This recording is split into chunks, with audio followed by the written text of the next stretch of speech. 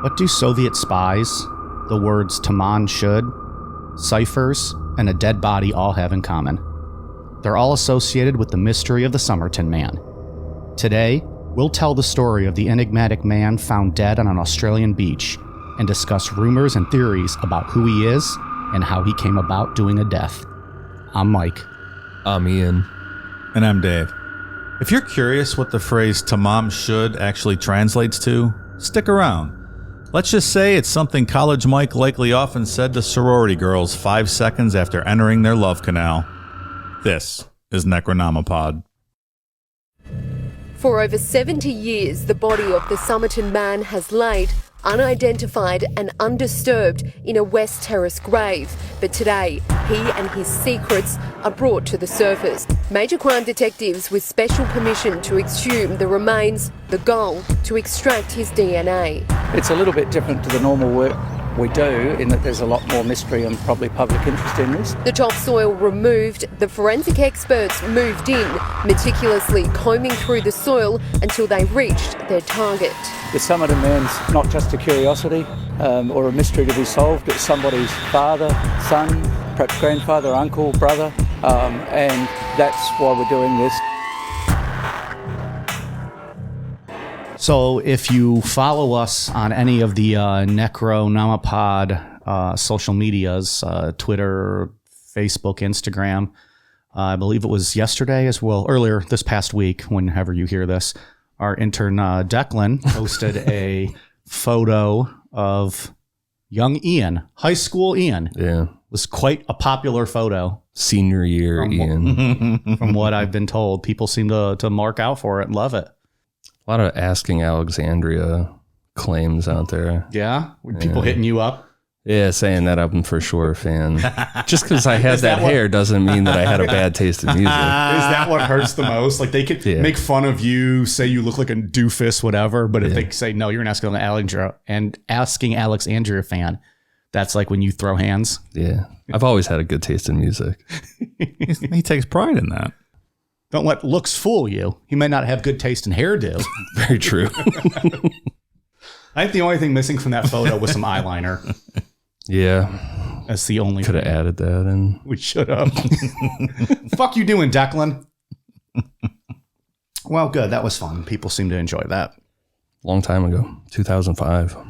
It's further back than I care to think about. Doesn't seem that long ago. But anyways, good stuff. It was fun. What else we got going on? Bundy series seemed to go pretty well. People seem to enjoy that. Yeah. Got it done in 3 parts. I don't know if that's... Major achievement. It really is. I don't know if that's good or bad. Listeners might have wanted more, but we told the whole story. Yeah, I think part 4 would have been kind of boring if we stretched it out. Yeah. It was a good, thorough last episode. Yeah. It was like a vintage Necronomipod to our 19-hour John Benet Ramsey episodes and there you go. All that stuff, which we don't do very often anymore. Yeah, we haven't had a long one in a while. Yeah. I think Casey Anthony, part 1 and 2 are both like 2 hours long. I think that's the last really long one. I think my Kent episode just cracked 2 hours. Pretty close, I think. I think so. Sounds right. Yeah. But then, especially because we did 2 parts previous to do a third long part. Pretty solid series, I think. So, anyways, what else?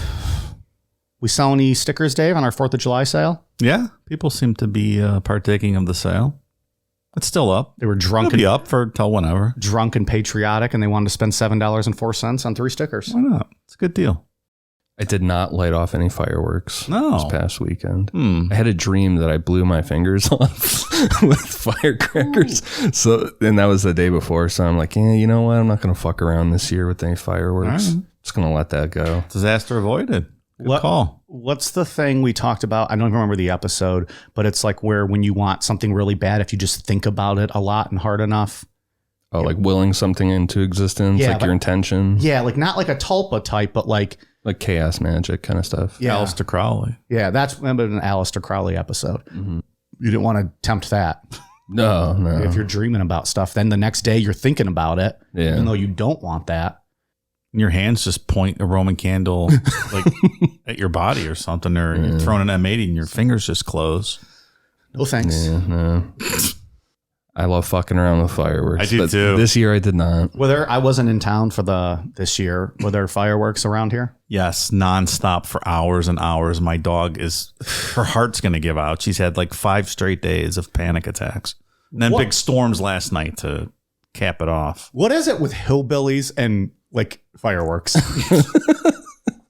It's fun to blow shit up. Like if there's things hillbillies love, it's cheap light beer. It's grown men wearing tights wrestling in a ring.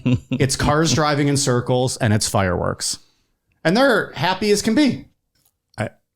You're describing most of the things you love in this world, so I don't. Well, I was thinking I don't love fire. I mean, fireworks Other are than okay. the fireworks. And I was thinking more Natty and Busch Light, which is a step understood. below Diet Miller, please, on the scale. But the other two, yeah, big fans. I'll admit I'm it a is. I'm a half hillbilly. Yeah. I accept that. That's a valid assessment of yourself. You won't often see me drinking Busch Light unless it's the only thing available. Weren't you trying to win something out of a Yeah, Busch 2 Light? tickets to the Daytona 500. Yeah, remember that? He was buying those 30 packs of it. Oh, it was so bad. It was reminding me of like, remember the Seinfeld when Newman and Kramer are trying to get the recycles in Michigan? So Yes. they have Newman pounding these 7-Ups and he's like gagging and struggling. That was me drinking Busch Light. I was like, why? It's not worth it. And like, as soon as you opened the box, you knew whether or not you won. Then I would have 30 beers and I'm like, I'm not going to throw them away. That stuff's awful. I Like, mean- what was your chances of winning versus the Probably pain not you have to good. endure drinking that piss water? Look, don't get me wrong. Now we're big time podcast stars. I'd just throw it away. But, back then, I had to drink some Busch Light, I guess. Ugh. Awful. Yeah, it was not pleasant. I think that was the last time I drank it. Yeah. And I did not win. So what are you going to do? It's all right. You know what? Soon we're going to be invited to Daytona 500. Yeah? Well, I'm going to will it into existence. I'll be waiting for that one. Yeah. But just to confirm, it is fun to blow stuff up. Oh, yeah, for It's sure. a lot of fun. So that's your hillbilly side. You're down with the I fireworks. do like doing it. I haven't done them in a long time, but I used to do fireworks every year. Yeah. Yeah. I've never been a fan of doing them myself. I'll watch them. They're okay. Like it's cool, but I can go the rest of my life without ever seeing one again and I would be just fine. There's just something that's fun about, like, even when you get a little too close to it and you're like, oh, goddamn. Oh, yeah. And I start laughing about it. Quick wicks and stuff. You're like, oh, shit. This is enjoyment for you guys. This is borderline sadistic. Like, oh fuck, I almost just blew my face off. Man, that was cool. Let's do it again. Pour me another shot of Jaeger. Let's do it again. Is life even great without the thrill of risking it? Chance of losing it? Come on. I don't know. In that situation, probably, because I feel like there's not much of a payoff. You see a half a second boom. Yeah. It's fun. I do like the ones that screech that are almost like our screaming death whistles. Like those, I don't know what are those called. I'm not a firework. like the Whistler bottle rocket. Like just the ones type like, stuff. whatever. And yeah. It's fun. Some of those little tanks will do that too. Tanks. Now you guys are using language I don't even understand. I like those ones that shoot the army guys out, like up in the air, and they have a parachute on their back. You got to try and find them. Those are great. That's You super guys sound hillbilly like Joe shit. Dirt now in the movie when he's fucking naming off all those fireworks. Whisker do's, whisker don'ts. In Ohio now they're legal unless your city prohibits it. So us out in the township here, we can do anything we want. Well, the city, because I live in the city technically, so it's illegal there. Yeah, but that shop that they opened up is like 10 minutes away from me. Mm-hmm. They weren't enforcing that. The whole fucking my whole neighborhood was just going off. Yeah. Well, it sounds like both of you if you Well, it's were like- hearing them all night too. How are you going to open up a store 10 minutes away and then expect people not to be blowing them off? It's also funny how like you guys love fireworks as long as you're the ones doing them, but as soon as someone else does, it's a huge inconvenience in your life. Oh, no, I was all about it. Like, no, this has got to stop. It's just booming all night long. There were some kids across the street from me blowing them off in the school parking lot, and I went outside and watched them. I'm like, I'll watch what's going on here. Yeah, I don't mind. I feel bad for my dog. I try to keep her in the basement. I gave her Valium all weekend. She's stoned, but You know Not who enough doesn't that she like didn't fireworks? realize. Dogs. no, she hates it. Then big thunderstorm last night, so 5 days in a row. Yeah. Not bad. Yeah. We're not going out down the weather route. We're not talking about the weather. I do think it's funny, like all these high school kids like across the street from Ian shooting off these fireworks thinking they're getting in trouble. Ian comes out with a lawn chair and a cooler and he's just like, come on, put on a good show, boys. They kept running away after every time they lit something. They'd like run off into the trees. I'm like, I'm not going to tell on you. Like, I'm out here hanging out. Yeah, let's go. I'm here for the show. Like, start blowing this shit up. Come like on, they would pussies. they would like one at a time. I'm like, all right, come on, fucking. You're like, where's the grand finale? Come on. I want like 10 in a row. So, all right. Anyways, this, how the fuck did we get on this case? This is something different. You picked it, right? I think I suggest it, yeah. How did you hear about this one? I don't know. I've read about it before in the past. I noticed it was on our list of listener suggestions. I said, that's a great idea. It's a fun story. Listener suggestions or Australian listener suggestions? I do not have that information. I cannot be that specific. Okay. I'd just be surprised if they knew how to spell and like type out an actual recommendation. I'm kidding. I kid because I care. Is that what it is? No, I don't know. That's what I'm going with today. Let's dive in. This almost is a DB Cooper type episode. Very much so. Absolutely, yeah. On November 30th, 1948, a husband and wife couple were walking along Somerton Beach, which is southwest of Adelaide, South Australia. And the beach is close to Adelaide. It's like a 15-minute drive. This couple saw a man sitting on the beach directly across from the crippled children's home. Different times with the name of that, Sure. that place. And they saw this man lift up his right arm and drop it limply. To them, it looked like he was trying to light a cigarette, but he was too drunk and just said, fuck it. I've been there, pal. I get it. Just over it at that point. Another married couple saw the man from 7:30 p.m. to 8 p.m. During that 30 minutes, they saw the man lying on the beach. These witnesses said that he appeared to change position, but he didn't sit up or anything like that. Like maybe he rolled from his side to his back. They pointed out that there was a bunch of mosquitoes out that night, and they thought it was weird that this guy wasn't reacting to them. But they just chalked it up to that he was probably drunk and fell asleep. Finally, another woman saw a man standing at the top of stairs leading down to the beach, staring down at the man that was lying on the beach. It sounds like this guy was trying to determine whether or not the unknown man was drunk, and it's safe to assume that he did because he just walked away. Not a lot of good Samaritans over in the penal colony, huh? Or maybe it's just really common. Maybe it's really common that people get drunk and fall asleep outside. It's just people passed out all over the streets and the beaches in Australia. That's what I want to think. I want to think they're swell, decent people, but they're just like, oh, fucking drunk. Let them sleep it off. I guess, yeah. They're not just like, oh, that guy's dying. Fuck him. Probably deserved it. Let's go get a Foster's. Fuck that guy. The next morning on December 1st at 6:30 a.m., the first couple that saw the man called the police because he was still lying there. Police came and found that the man was dead. He was on his back, but his head was propped up against a seawall. His arms were flat at his sides, and his legs were also lying flat, but his ankles were crossed. The man was wearing a white shirt, a red, white, and blue tie, brown pants, brown socks, and brown shoes, a brown knitted pullover, kind of a sweater type thing. And over top of that, he was wearing a brown and gray jacket that was said to have American tailoring. He had no hat or wallet, which police pointed out was odd for the time. He had probably just shaved the day before, and he had no ID on him. All of the labels were pulled off his clothes, which initially sounds weird, but it was pointed out that it could have been thrift clothing. At the time, people wrote their last names on tags of their clothing. When people bought from thrift stores or something like that, they just ripped out the tags if there was another name on them. That makes sense. You wouldn't want to wear secondhand clothing with someone else's name, I guess. Yeah. And I read there was a lot of rationing because it was right after the war and it was hard to get new clothes. So fairly common to buy secondhand stuff, I think. When police searched the man's body, they found an unlit cigarette in the right collar of his coat. Not just unlit, partially smoked, right? I read that too somewhere. Oh, I didn't see that Maybe part. you were done and you save it for later, right? Yeah. Or like it was his last smoke and I don't know. Maybe it just like fell out of his mouth halfway through and got stuck. Someone extinguished his smoke while they extinguished his life. There you go. I don't know. Maybe he inhaled too many fumes from the extinguisher and caused him to choke and suffer and slowly die. Anything's possible here. Well, we solved it. What are we covering next week?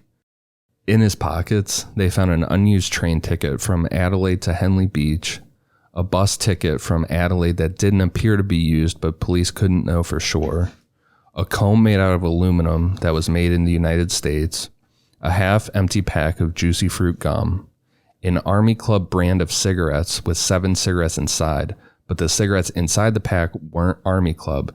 They were Conceita's cigarettes. It's curious. Yeah, that's odd. It is odd. And a box of Bryant and May matches that was about a quarter full. Is it? I mean, you almost get the sense that this guy could have been like a tramp type. If he's bumming smokes off people, would it be uncommon for him just to put them in whatever pack he still had just to keep them from getting crushed or anything? I suppose that's possible. That was what I thought. But are you bumming That's 7 not of the solving same, the case, 7 but- of the same kind from different people?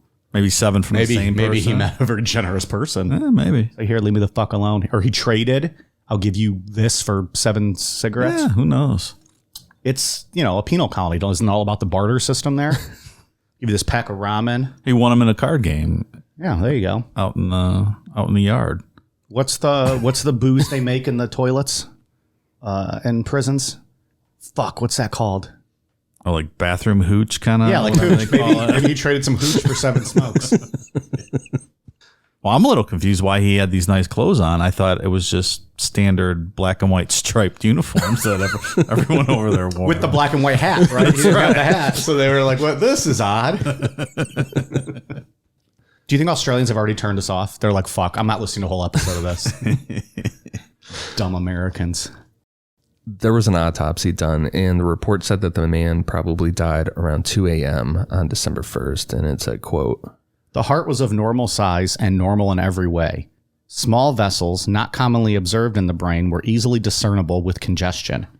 There was congestion of the pharynx, and the gullet was covered with whitening of superficial layers of the mucus, with a patch of ulceration in the middle of it. The stomach was deeply congested. There was congestion in the second half of the duodenum. There was blood mixed with the food in the stomach. Both kidneys were congested, and the liver contained a great excess of blood in its vessels. The spleen was strikingly large, about 3 times normal size. There was destruction of the center of the liver lobules, revealed under the microscope. Acute gastritis hemorrhage, extensive congestion of the liver and spleen, and the congestion to the brain. There's a lot of stuff going on. Yeah. his organs were really fucked up. Yeah. The blood in his stomach is indicative of an ulcer? Probably. The heart was the so. only normal thing, it sounded like.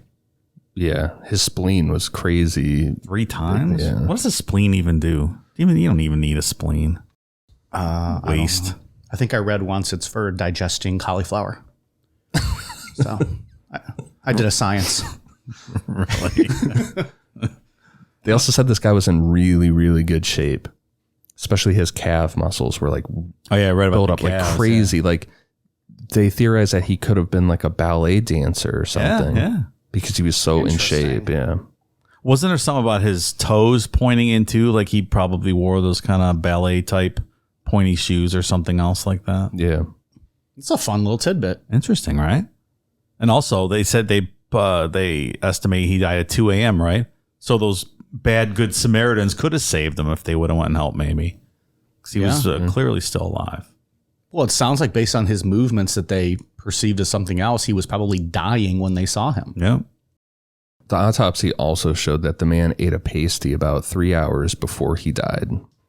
I'd go for a pasty right now. That sounds good. What is a pasty? Like just a pastry?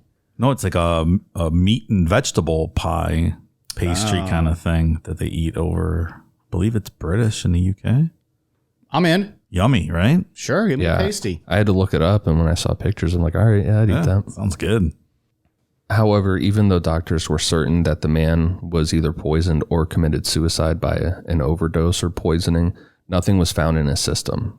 There was no cause of death, no identification, and furthermore, none of the witnesses from November 30th saw his face close up, so they couldn't make an ID of him.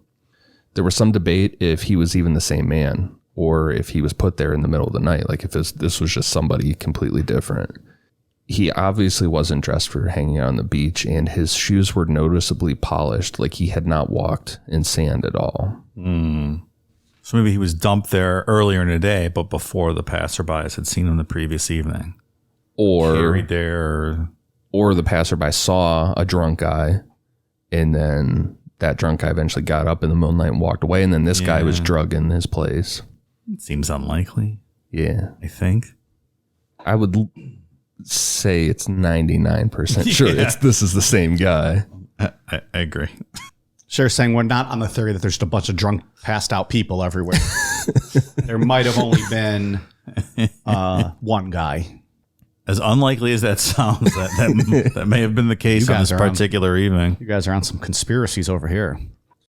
With no leads to go on or anything, the man was embalmed on December 10th, 1948, and the case went cold. Then, January 14th, 1949, someone working at the Adelaide train station found a brown briefcase that had been checked into the station on November 30th.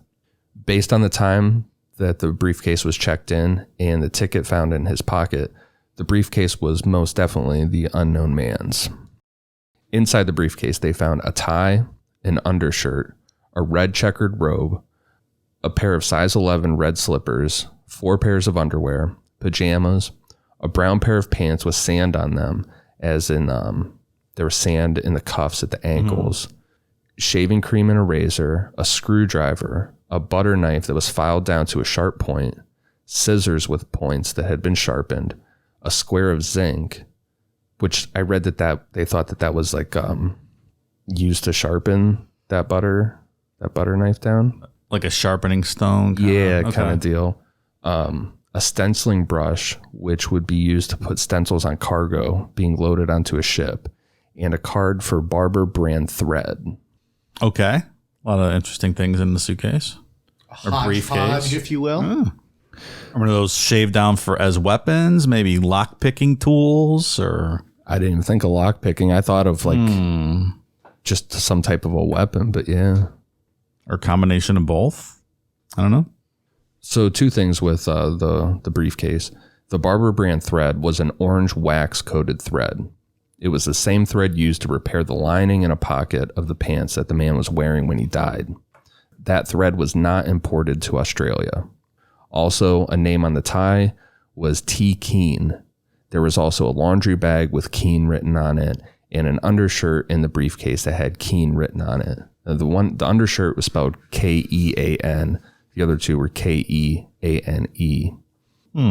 Different spelling, but presumably still pronounced the same. There were also 3 dry cleaning receipts numbered 1,171 out of 7, 4,393 out of 7, and 3,053 out of 7. Curiouser and curiouser. So at least so far, the thread puts him that he had to have been outside of Australia at some point. Or someone brought it to him. Right, yeah. So he had contact at least with someone outside. Right. Or stole it. Or stole it. Maybe he stole the whole briefcase. Could have. From T. Keane. From T. Keane. A search found that no T. Keane was missing as far as authorities could search. Like they put out, I don't know, like teletypes, whatever, as far as they could, and they couldn't find anybody missing by the name T. Keane. They looked at the train schedule records, and they thought that the man got to Adelaide by train coming from Melbourne or Sydney. They guessed that he shaved and showered at the city baths, which from my understanding is just like a public pool. The dry cleaning receipt numbers were sent out nationwide, but nothing came of it. And at that point, a plaster cast was made of the man's head to his shoulders in case someone could ever identify him. Now a word from our sponsor, BetterHelp. Life can be overwhelming, and many people are burned out without even knowing it. Symptoms can include lack of motivation, irritability, fatigue, and more. We associate burnout with work, but that's not the only cause. Any of our roles in life can lead us to feel burned out, and BetterHelp Online Therapy wants to remind you to prioritize yourself. Talking with someone can help you figure out what's causing stress in your life. When I get burned out, my stress level skyrockets.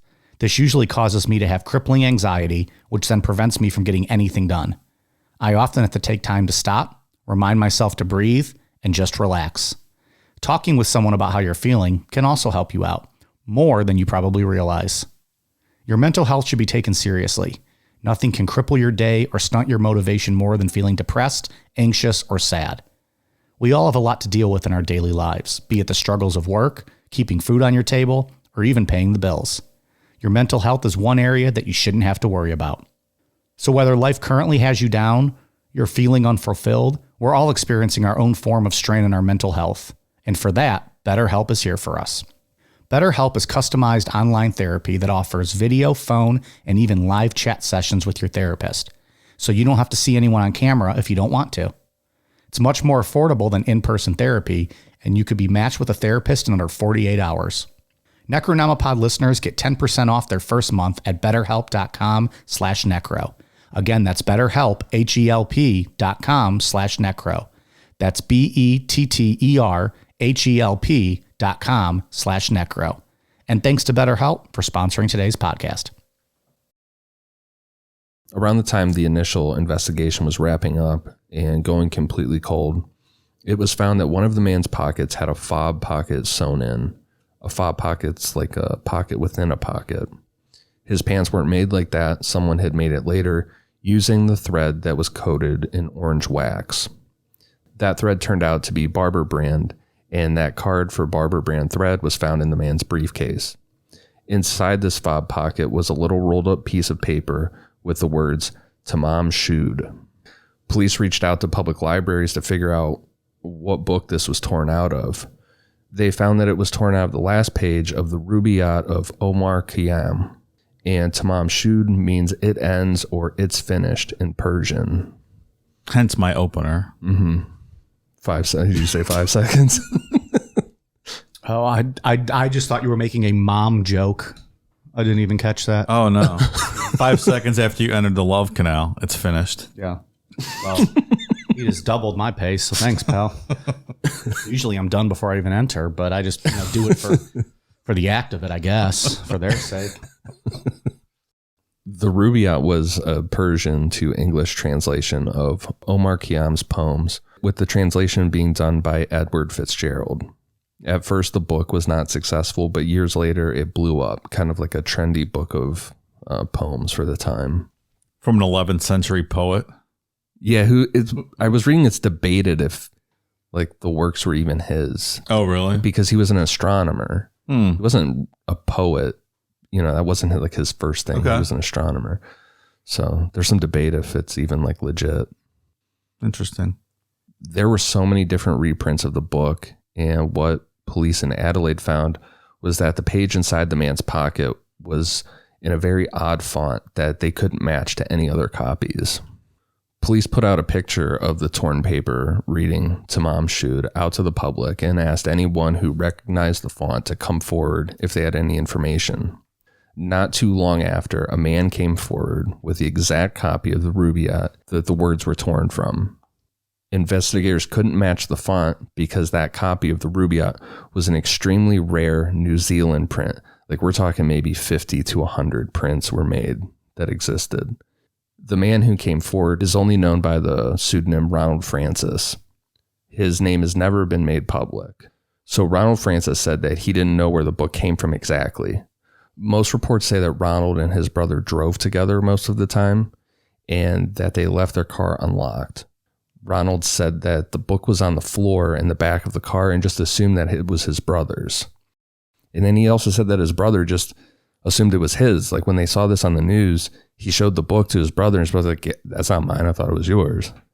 How is this even possible? It makes no sense. It's crazy. At this point, it sounds to me like our mysterious guy is a tramp or a bum, and he kind of just roams around. He steals. He gets by and whatever. Maybe he slept that night in their car and then got up the next day, took off, left his book. Why did he tear the piece out and sew it into a special pocket on his pants? Because he thought he was being, all cool and like that was his suicide note. It's finished. I'm finished. That is a popular theory that we'll talk about. Interesting. All right. This is the weirdest part of the story. The guy just saw it on the news, like, "Oh, I have that book. I think it's my brother's laying in the back of the car. Oh, look, it's the exact one they're looking for." Oh, fuck. Like, seriously? Right. And for the record, that's my theory based on when I was reading this the first time. Obviously, I was learning about it because I had never heard of this. That was my thought at this point, was like, oh, that's just like his clever way of doing a suicide note. And I just kind of thought of this guy as like a bum. That's a really popular theory that we'll talk about. I could be a police detective in Australia. There you go. You should pursue that dream, Mike. It's just like, what are the chances, right? Like, Have you seen the picture of what the words looked like? Mm-hmm. So it is a really odd font. Yeah. What are the chances that there's probably about 50 of these printed and it just happens to end up in this guy's car with that piece of paper torn out in this guy's sewn in pocket, like random made up pocket? It's unexplainable. Yeah. Uh-huh. I'll have Declan use that for the... Did Ronald... Is Ronald in the same city? Was he from Adelaide too? I'm going to assume, but I don't know for sure. Local, like a local person. The reporting is a little sketchy or, you know, whatever on some of this, because some accounts say that it was his brother-in-law, not his actual brother. Okay. Yeah. Regardless, it was found in the back of his car. There's some confusion regarding when that copy of the Rubaiyat was found. One newspaper says the book was found a week or two before the man died, while a former Australian police officer says that it was found just after the man was found dead. The timing is a big question in this case. Based on the suitcase, the man would have arrived in Adelaide the day before he was found on the beach. If the book was actually found 1 or 2 weeks before, it suggests that the man had visited previously or had been in Adelaide for a longer period of time. Seems like an important detail, perhaps. That we just don't know. Yeah. That might help narrow, I don't know exactly what, but something. Make at least that part a little clearer. Investigators found in the back of the book where the words Tamam Shud were torn from, there were indentations from someone writing in the book, and it seemed to be some form of a cipher that read, first line WRGOABABD. Then the second line, MLIAOI, and that line was crossed out. Then WTBIMPANETP. Then there's an X that had been crossed out. Then another line, MLIABOAIAQC. Then the final line, ITTMTSAMSTGAB. The line that's crossed out is presumed to be an error in the cipher, like whoever wrote it crossed it out when they messed up. Seems to me like he was trying to write a suicide note, but was too fucking drunk and was like, fuck it, I'll just cut this word out, put it in my pocket. Case closed. You got it all figured out, Mike. So we're assuming this is the message, but you would need to figure out what the cipher is in order to decipher this message. Yeah, you would need to know what the key is. Yeah. Ciphers are fun. It's a cool little... I find them very, very interesting. They're very cool. I do too. I don't understand them. It's all about finding patterns, right? Yeah, like I watched a show on the Zodiac cipher when we were doing that. Yeah. It was really interesting to see how people try to crack that. Way over my head. You got to have a certain type of brain that works a specific way to be able to do that. Yeah, it's a different skill set. We're not going to be cracking codes here tonight. No, we're just solving cases. There's a really cool website with this, though. It's tamamshud.blogspot.com. That's completely dedicated to the cipher and the handwriting of the cipher and other things that we're going to talk about. So if anybody's interested in that and want to check it out further, that website has a ton of stuff. Cryptographers for the Australian Department of Defense studied the cipher and reported, quote, "It would be impossible to provide a satisfactory answer. If the text were an encrypted message, its brevity meant that it had insufficient symbols from which a clear meaning could be extracted, and the text could be the meaningless product of a disturbed mind." So even experts did look at it and were like, yeah, we're not finding anything to this. Yeah, unless you had the key. Right. Because it's too short to find patterns, right? When you have big, long notes like the Zodiac thing, it's easier to find patterns. There's not much here. Yeah. And when some of it's crossed out, like, does that mean something? Does it not? Like, yeah, you don't know. Yeah. The website I talked about, that Blogspot one, they even go into analyzing handwriting from people we're going to talk about later in this episode, different, people involved in this. It gets real intense on there. Let me guess, both brothers had no idea whose writing was. Oh, I thought it was his notes. Oh, I thought it was your note. In the back of the book, investigators also found a telephone number. The phone number belonged to Jessica Harkness Thompson, who was born in Sydney and lived about 1,300 feet from where the unknown man was found dead. When Jessica was interviewed, she said that she didn't know who the man was or why he would have her phone number. All she said was that sometime in late 1948, an unknown man knocked on her door, but she didn't answer. And then that same man asked her next door neighbor about her. Jessica was shown the plaster cast of the man, and according to the lead investigator, she was, quote, completely taken back to the point of giving the appearance that she was about to faint. The man that made the plaster cast was also there and said that when Jessica looked at it, that she turned away real quick and refused to look at it a second time. A little fishy. And now we're getting to some interesting stuff here. While being interviewed further, Jessica said that while she was working as a nurse at the Royal North Shore Hospital in Sydney during World War II, she owned a copy of the Rubaiyat.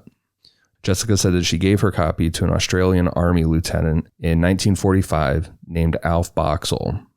Jessica said that after the war, she moved to Melbourne and got married to a guy named Prosper Thompson, and that she received one letter from Alf Boxall, to which she replied that she was married.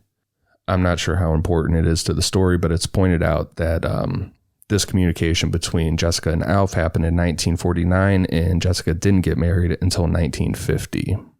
They have the coolest names, right? Alf and Prosper. Yeah. Prosper Thompson. I was actually going to just say that it's been a long time since we've discussed someone having a cool name. Alf Boxall might be a top fiver for me. Yeah. That's a sweet name. Pretty cool. Prosper's a cool name too, but you got Thompson after it. I mean, that's kind of common. Alf Boxall. Yeah. But like if you had Prosper Boxall, like fuck Prosper Boxall. That would be the ultimate, right? Anyways, big fan of that paragraph. Jessica asked the police to keep her name out of the public eye, and they did for a very long time, which there's a lot of people and even people in law enforcement positions that aren't thrilled with that decision. They felt it hurt the investigation. And years later, when Jessica's daughter was asked about this, she went on to say that she felt her mother for sure knew who the mystery man was, but would never talk about it, which we're going to get into that a bit more. Police were sure that the man on the beach was Alf Boxall, but in July of 1949, investigators located Alf, and he was still alive in Sydney, and he still had the copy of the Rubaiyat that Jessica had given him. His copy still had Tamam Shud at the end, and it was a different print than the one that had her number in it. The one she gave Alf was a 1924 edition printed in Sydney, and like we said earlier, the one investigators were working with was a super rare New Zealand print. In the front of Alf's book, Jessica signed her name Justin, capital J, capital E, S-T-Y-N, and then copied the following poem from page 70. Quote, indeed, indeed, repentance oft before. I swore, but was I sober when I swore? And then came spring, and rose in hand, my thread bare, penitence a pieces tore. You think you can find the New Zealand print of this book online? Or do you think it's like high demand because of the story? I would assume it would be worth a lot of money. I'm just saying we at one point in time got Aztec Death Whistles over on Amazon. Maybe we can get this book over on Amazon. Get the Rubaiyat over. You can get it tomorrow morning, 6 a.m. I am not going to go ahead and buy that right now. Overnight delivery available. I know. This is Prime available. Have it in 20 minutes. The guy is literally waiting outside your house. Just hit buy and he will be right there with it. A lot of things wrapped up here in this Rubaiyat.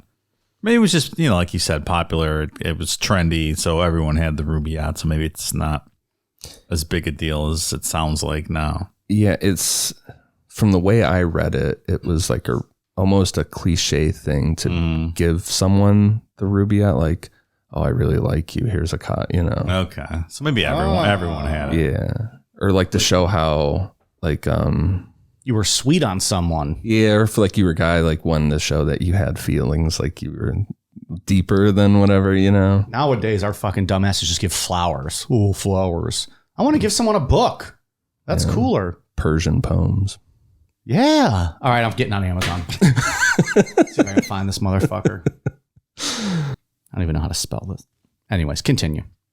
Investigators who worked this case are confident that Justin, with the capital J, capital Estyn, or Jessica's full name, Jessica Harkness, maybe even Harkness Thompson, has something to do with the cipher, whether it be the key or something along those lines, but no one has been able to figure it out. But everybody is certain that it has something to do with it, especially that capital J, capital Estyn. That is very odd. And that was in the other Rubaiyat book. That was in Alf Boxall's. How did those tie together? Right. She signed her name that in Alf Boxall's. I don't know. And it was not the New Zealand print. It was a Sydney print from 1924. Jessica's up to something. Oh, absolutely. With the Rubaiyat. Well, her daughter fucking kind of gave her out there at the end. Like, her daughter knew something was up. In 1949, the man's body was buried in Adelaide's West Terrace Cemetery, and his marker says, quote, "Here lies the unknown man who was found at Somerton Beach, December 1st, 1948. 7 months they had his body. Yeah, they held on to it for a while because they just couldn't. Have to, right? Yeah. I read that they sent his prints all over the world. Like the FBI here cleared him. They did not have his prints on file. Yeah, they did dental records. No one had any dental records. Like, complete mystery who this guy is. Not long after he was buried, flowers began showing up at his grave, like an excessive amount. Police staked it out and found that a woman was responsible for all the flowers. She was questioned, but the results of that interview and her name are unknown. In this case, a lot of the official documentation has been lost over time, and some people think that some of that was done on purpose. Sounds like there might be a cover-up down under. But why, Dave? Why? I don't know. Because the guy was possibly a spy.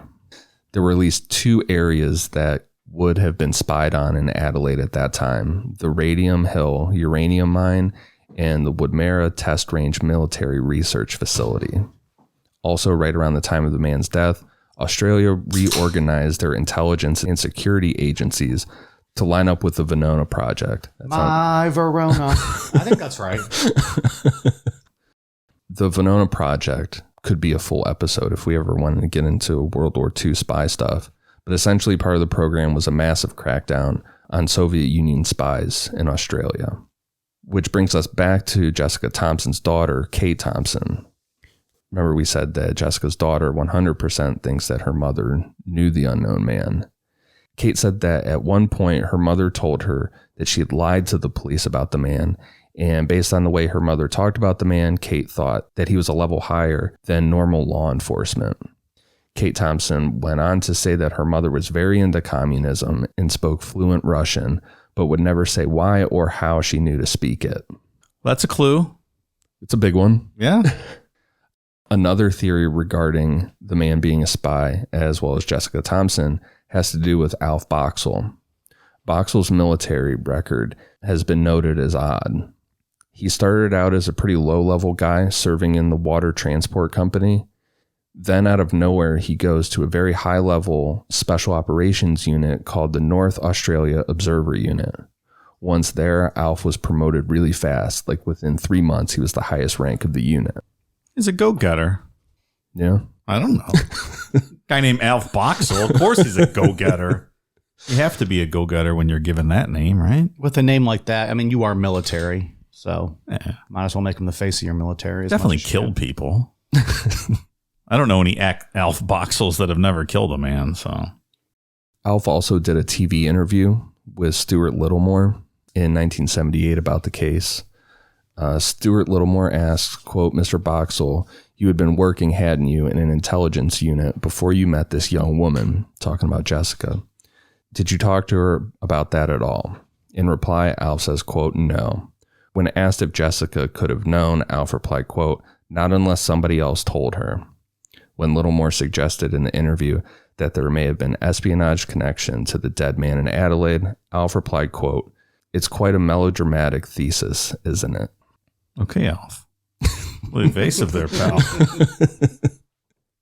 From there in the timeline, in 1986, the Somerton Man's suitcase and contents were destroyed to clear up evidence space.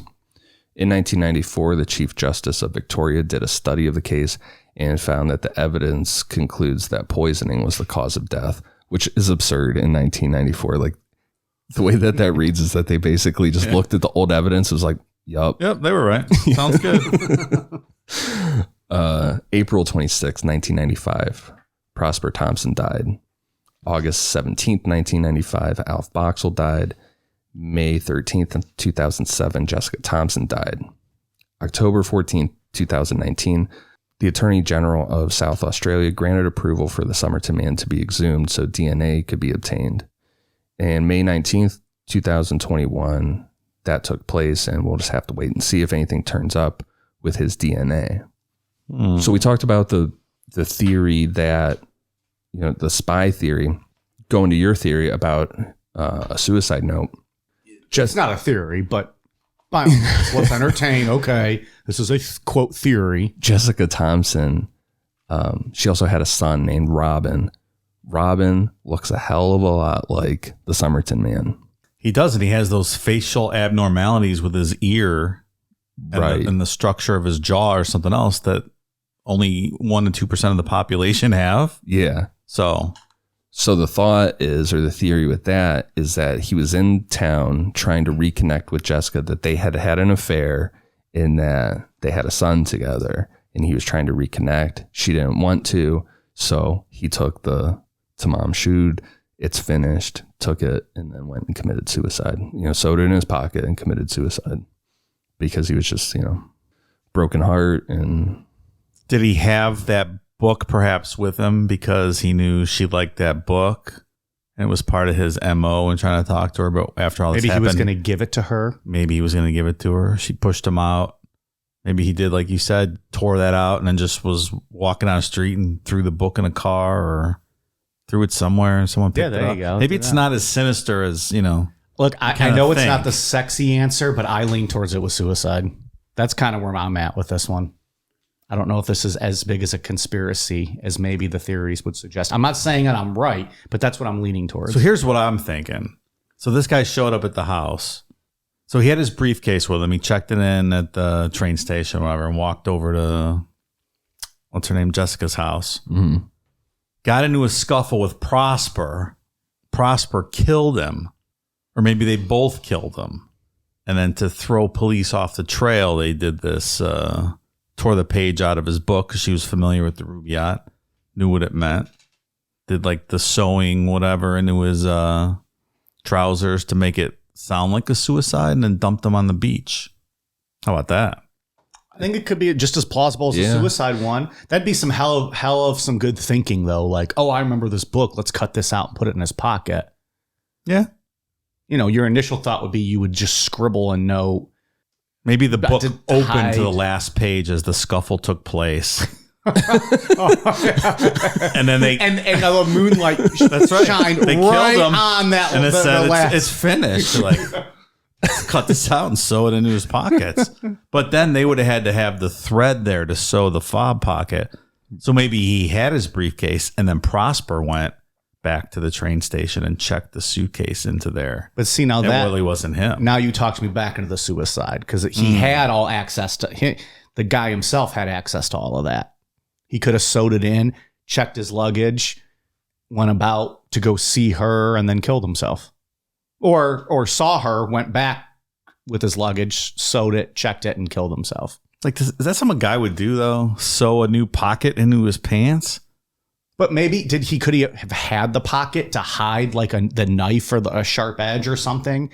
Already had it there. It wasn't like an actual pocket. It was a pocket in a pocket. Right, but it was like sewn clothes. Right, yeah. like they had to actually cut the thread to get that out. So this is the only part where in my mind I almost, and I know it might not make sense.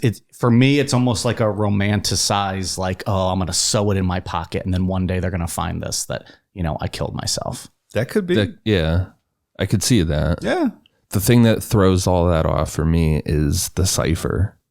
What's the point of that? But could it have even been it might have been a stolen book. Maybe it was in T. Keene's luggage when he stole the luggage.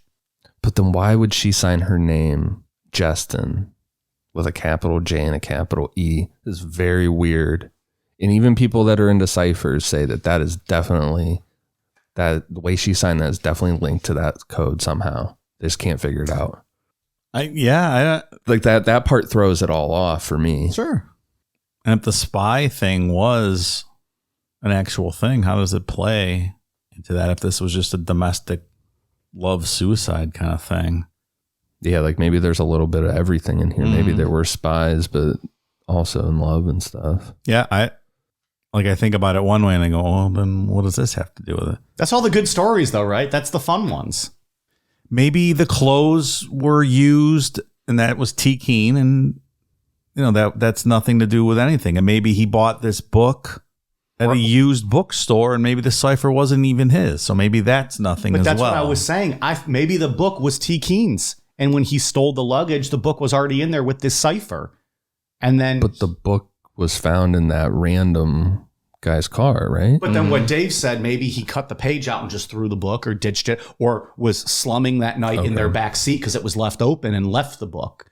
Maybe he bought, or maybe he did buy the book because he, like I think one of you said, he was in love with Jessica and remembered it. I mean, the T. Keen thing might just be used clothes. Yeah. That I don't doesn't put a really lot of mean stock that he in that stole one. a briefcase or anything from anybody. No, but that's just kind of how I've portrayed this guy, or in my mind, maybe that, whatever. I don't think T. Keen plays a role in the end of this story either way, whether he stole the clothes or not. Yeah.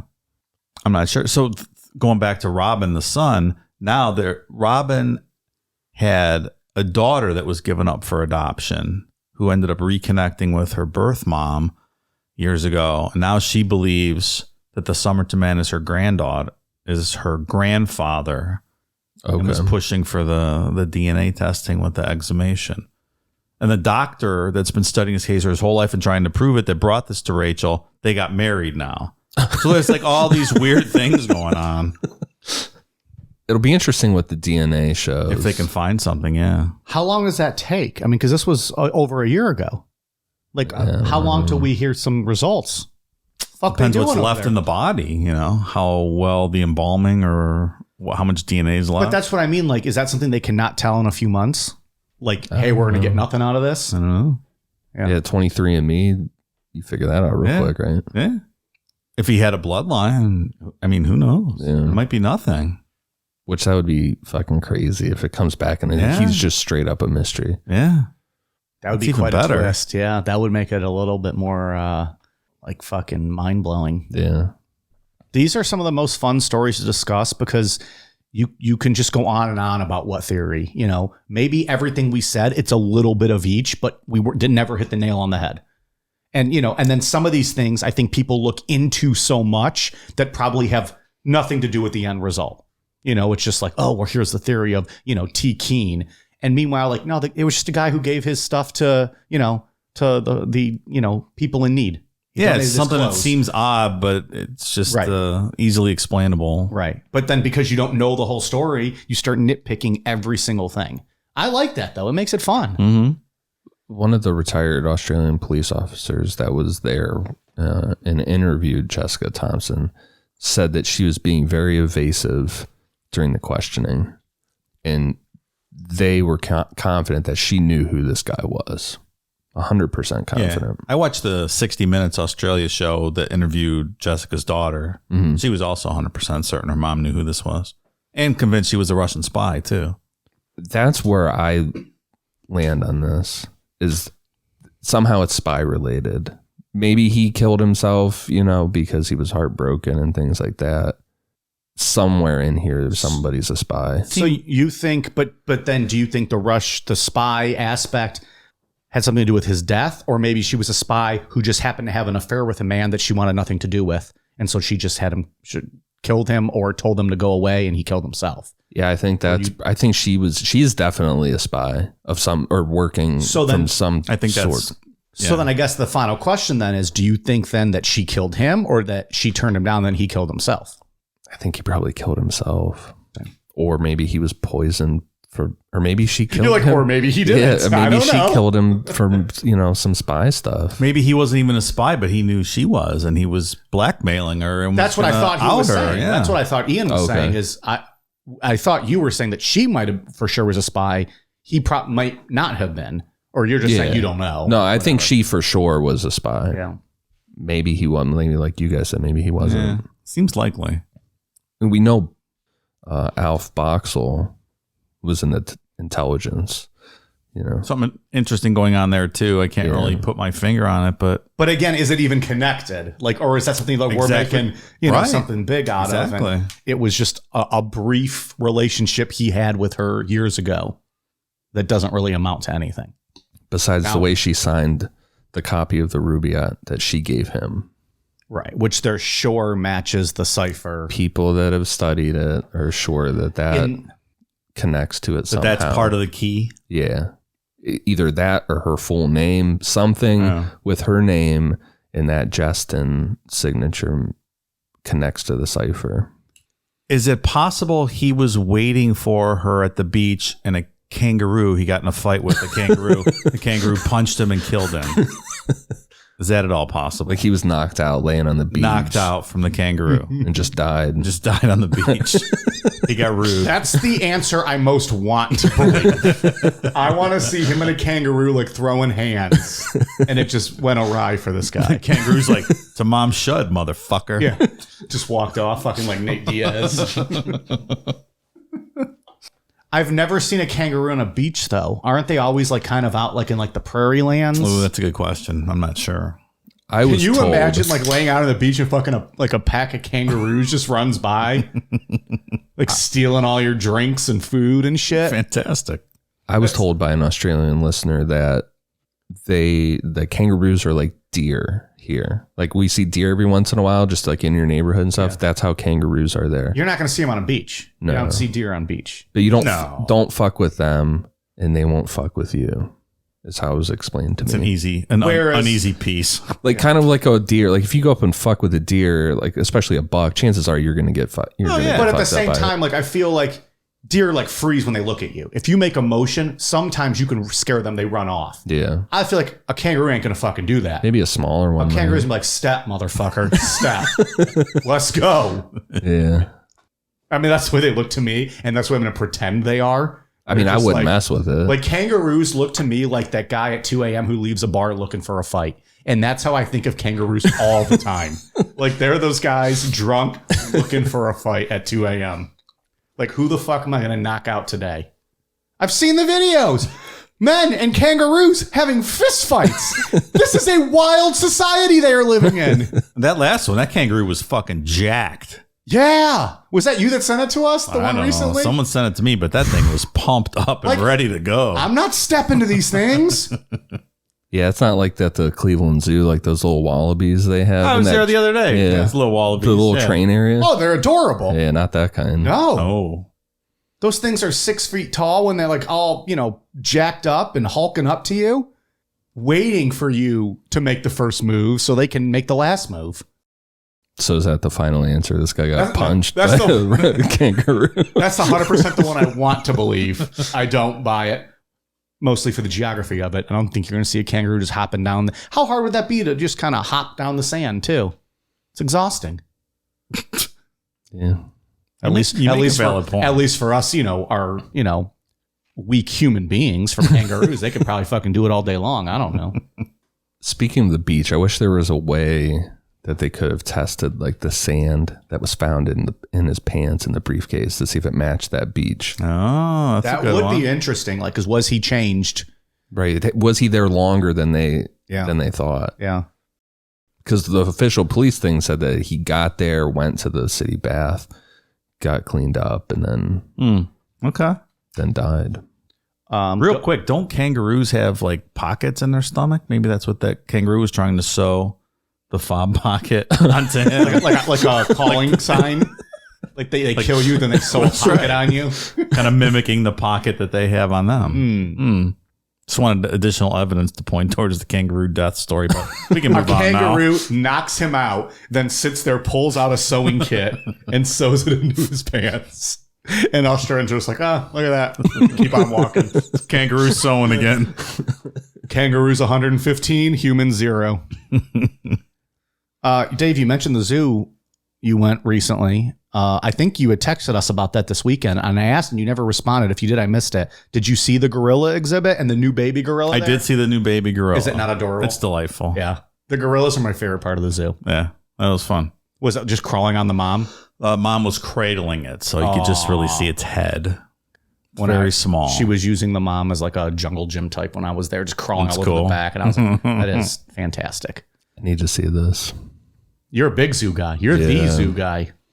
Yeah, you should go I need to soon. go. The baby is quite adorable. I went to the Akron Zoo this year so far. Also good zoo. Mm-hmm. But they don't have a baby gorilla. Nope. No, they don't have gorillas at all. They do not. I got like 16,000 steps in that day. It was a lot of walking. And you did like the little step. Mm-hmm. You didn't take the outside hill because Nope. you have to be a fucking moron to do that. that's for the tramps. But like there's like a wooded, like because the way the Cleveland Zoo is shaped, like it's a huge hill. And to get to like the highest part, because the entrance, of course, is at the bottom. So you drive down, you park, you go in at the bottom. To get to like the top where like the primates are, there's the aquarium up there. Mm-hmm. You have to either walk up this long hill that goes the perimeter like of the gate and is in the sun almost the entire time. But less gradual of a climb. Less gradual of a climb. Or More gradual of a climb, sorry. more gradual, not as steep. Not as steep. Yeah. But if you go through you can cut through and it's a shaded area that has like a real steep ramp and also steps. Yeah. Either way, you get to the top, you're sweating your fucking balls off. It was warm. And you made the trek, though. Good for you. And you go into primate area and it's air conditioned. Yeah. It's beautiful. It really is. It's the only reason why. Well, I like the primates. And then you go to the aquarium and I'm like, okay, now I'm just here to cool off because aquarium, well, it's not an aquarium. We're being very liberal with that. It's just you look at a few fish tanks. I went to the aquarium a couple weeks ago. Yeah. One in I've Cleveland. never been to the Cleveland It's Aquarium. really cool. Oh, yeah. It's super cool. Yeah. Do they have like the little moving walkway? No. Oh. But you can just like, you walk through a tunnel and there's like fucking sharks swimming over your head. That's what I think. I went to the Toronto Aquarium years ago. It was real expensive, but it was cool. And like you go on like one of those like moving sidewalks that they have at like airports and such, and it just takes you through as like the sharks and all are swimming That's around cool. you, and it was neat. And then it's nice because you don't have to fucking wait for people to walk. Like you're all just kind of moving together. Yeah. And you're like, excuse me. Hey, can you fucking move, dipshit? You can pet stingrays at this one at our aquarium. Oh, I heard you had a story about that. Yeah. So I went, I walked in there and me and my daughter, we just like just petting the stingrays. That's what, you're supposed to do, whatever. So we're like reaching down in and like petting them and stuff. Like my fucking t-shirt sleeve is getting wet and so is hers. Like we got full arms in. And all of a sudden this lady gets on the microphone. She's like, remember to keep, only go to your wrist. And I look up and there's all these fucking signs. And this lady's just straight up looking at me while I have my whole arm in. You got reprimanded I at did. the aquarium. Yeah, because no one else was doing that. Everybody else just had their wrist in. Well, everyone knows how it ended for Steve Irwin or the Steve Irwin. Yeah. Yeah, Yeah. they don't. I'm going to edit this conversation and turn it into a fisting discussion. He's saying I only have up to my wrist. Yeah, you're giving him a lot of meat to strike there, pal. Going all the way into your shoulder. What did I say? My sleeve was wet? Yeah. Now you're just thinking about how you're going to edit this. All right. Any final thoughts? Anything else on this one? I think she's definitely a spy. I think she offed this guy. I can't put all this together, how or why the spy ring worked, but I think there was some spying going on. And I think, I'm not sure exactly what he was up to, but I think she and or her husband killed this guy. So I think we all agree she might have been a spy or connected in some way. Dave thinks she offed him. I lean more towards a suicide. Ian, your final thought. So I think she was definitely a spy. I lean towards that they had an affair of some form because of the way her son looks and like those 1% traits. I think we're going to find out that kid was hers. If they are able to pull DNA, I think the kid, Robin, her son, will be this guy's kid. Is there a chance they announce it on Maury? No, Maury retired. Whoever took his place. Steve Harvey show. Sure. He would love it. That'd be so great. Maybe the husband had something involved. Or Prosper, yeah, right? or But did we, and I'm sorry, I don't remember. Did we have any idea if Prosper was connected to anything? Like, he wasn't. We know Alf was military, and she was very into communism. And she could speak fluent Russian. But we don't have anything like that on Prosper that we know of. No. Mm-mm. So she was a spy. She definitely hooked up with the unknown man and had a kid with him. I think that's definitely accurate, yeah. I hope they pulled some DNA because I really like to know. Because they have the girl, his granddaughter Rachel, supposedly, so we'll be able to tell. Yeah, and that was the college professor, right, that got into this? Who's now her husband. Yeah. I believe so, yeah. That's weird. Really weird.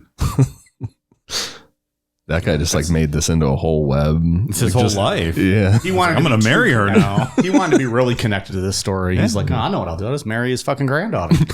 So now his kids are related to the Somerton Man. Like he actually inserted himself into the story. And into her. Yeah, it's a cool story.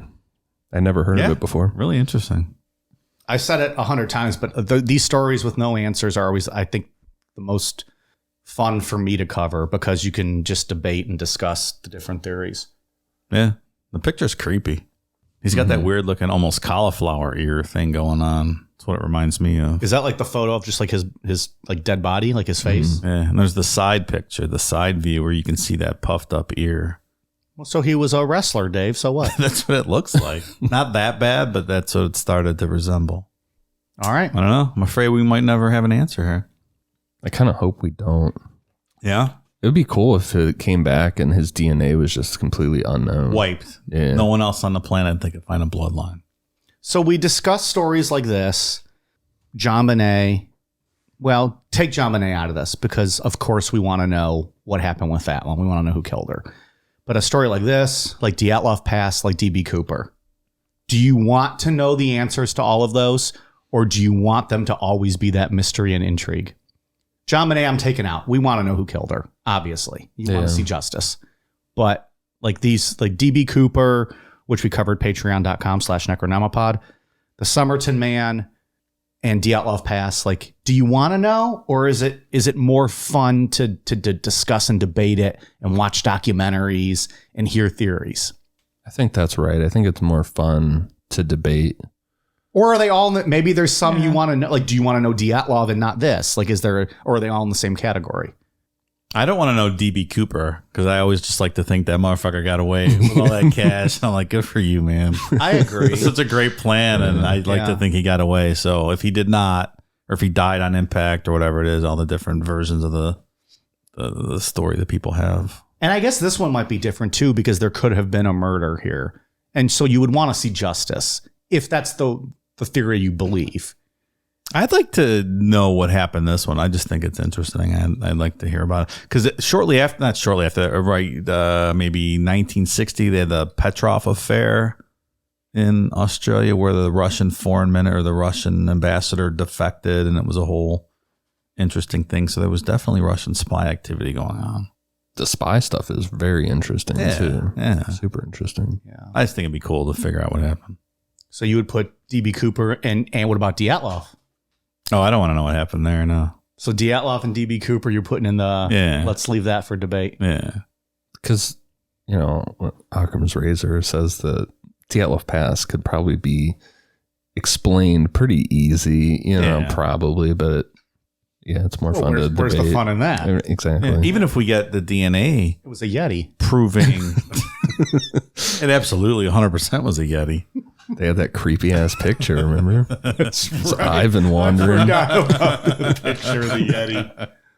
I was going to say, even if we determine this Rachel was related to him, it's not an answer. It's not going to really prove anything unless you can find a bloodline somewhere, right? Even that's not necessarily going to give you the story. No, it's just going to confirm that that Jessica Thompson at least hooked up with this guy at one point. Which I think is likely. So I don't think we'll ever get the full story now. She's definitely a spy, though. I'm 100% confident of that. There's something there for sure with how she signed her name on Alf Boxall's copy of the Rubaiyat.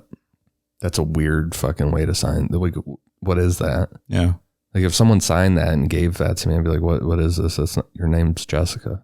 Well, that indicates he was a spy too, then. At least in some. I think he was too.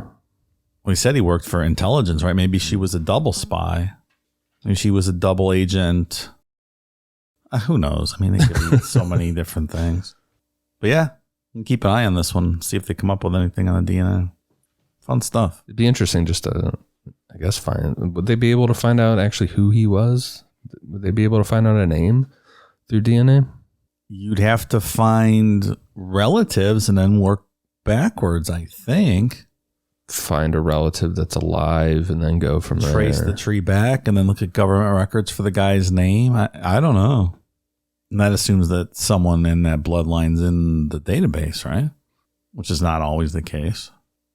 I think the biggest thing I would want to know with this is why was Tamam Shud sewed into his pocket within a pocket? Like, It was a suicide note.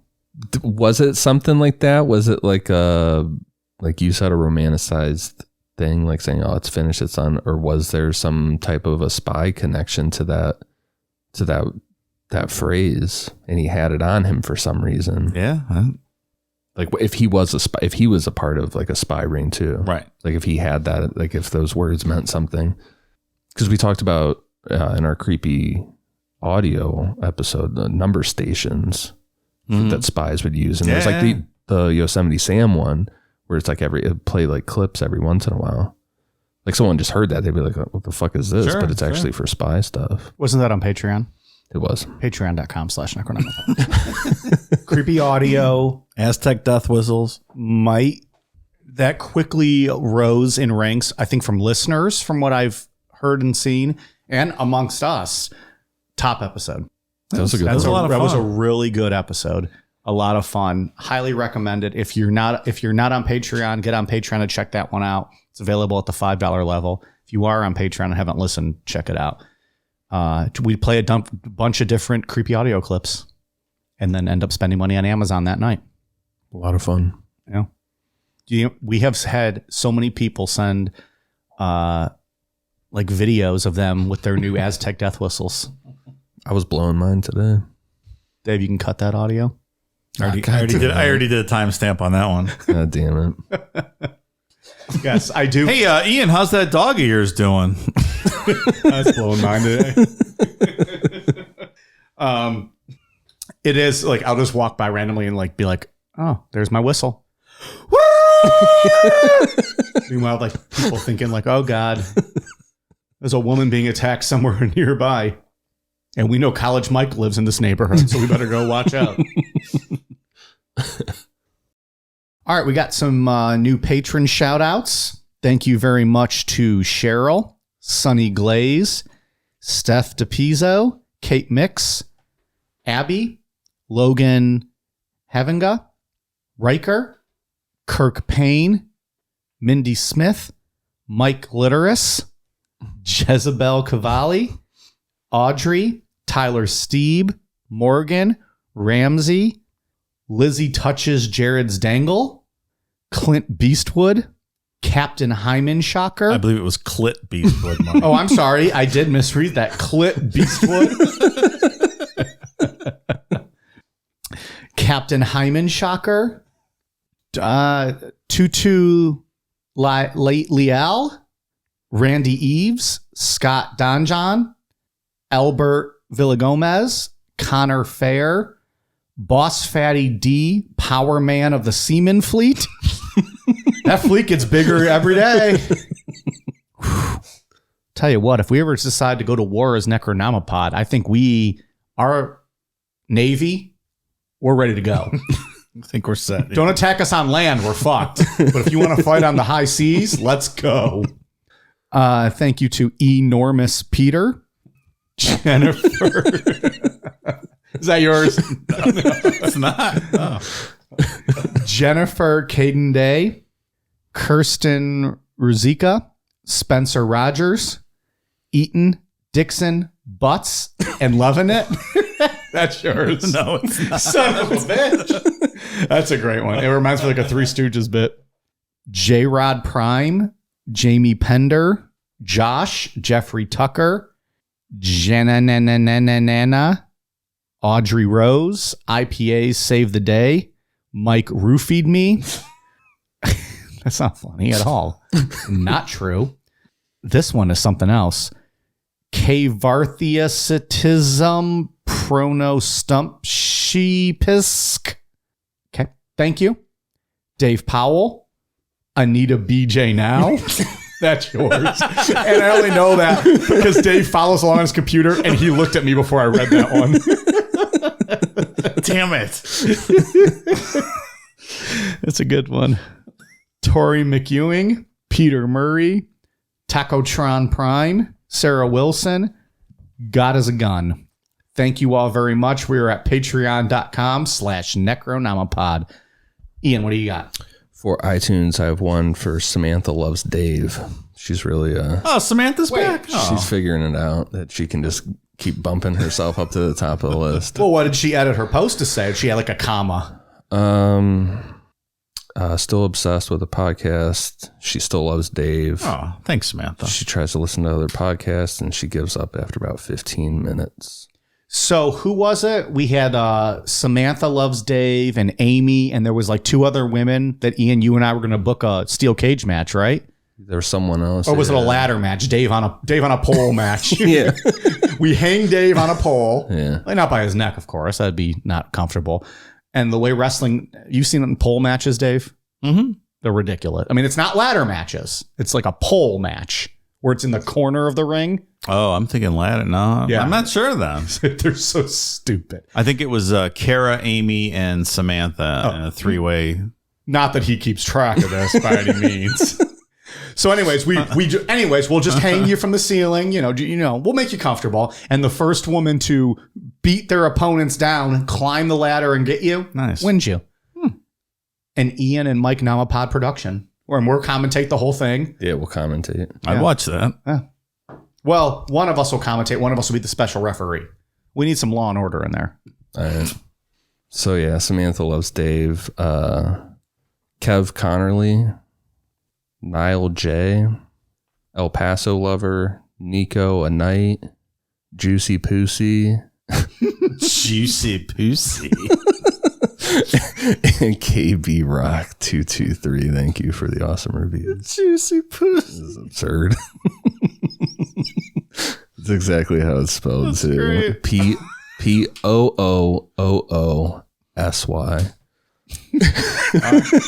Thank you, Ms. Pussy. I hear it in Matthew McConaughey's voice in my head.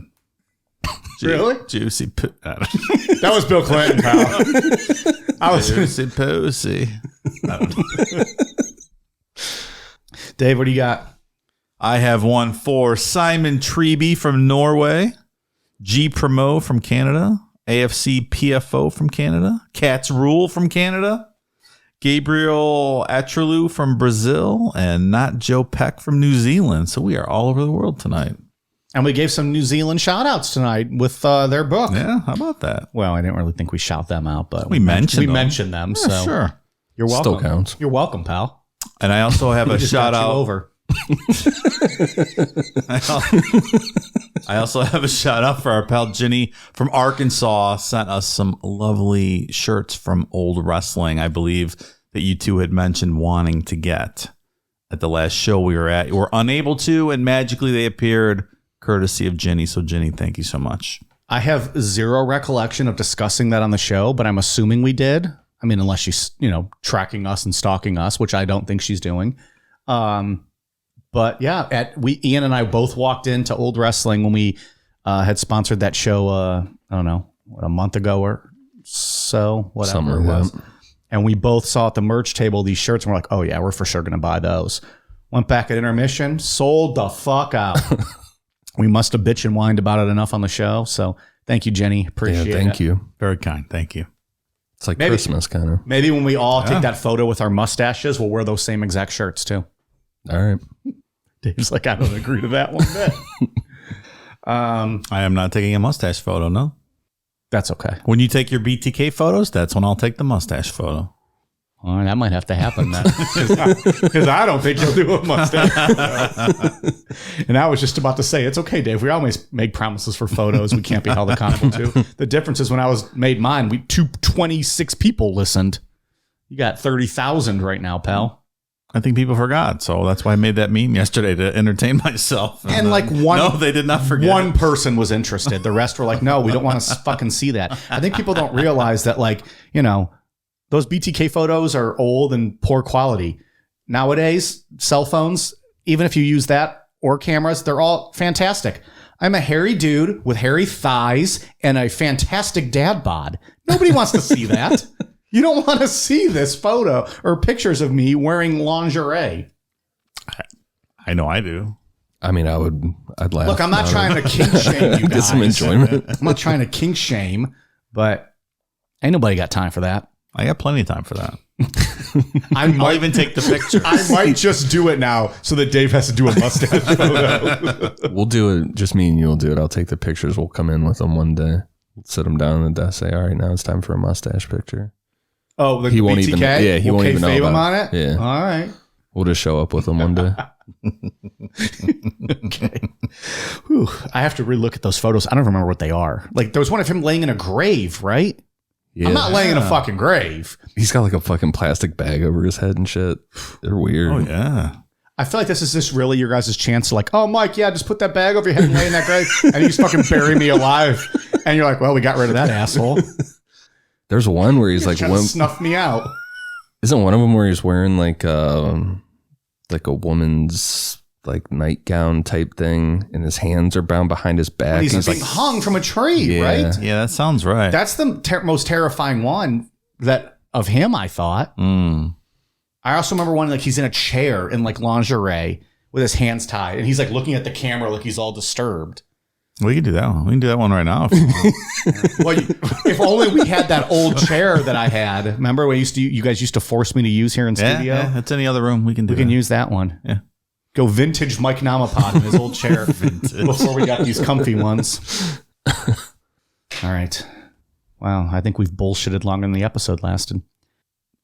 We are on Facebook, Twitter, Instagram, YouTube at Necronomipod, patreon.com/Necronomipod for all of our bonus content, necronomipod.com for stickers, 3-packs. Are they still on sale? Yes, sir. Still on sale. We're still working on koozies. They will be back at some point. And amazon.com, search Necronomipod for all of our latest merch. Thank you all so much.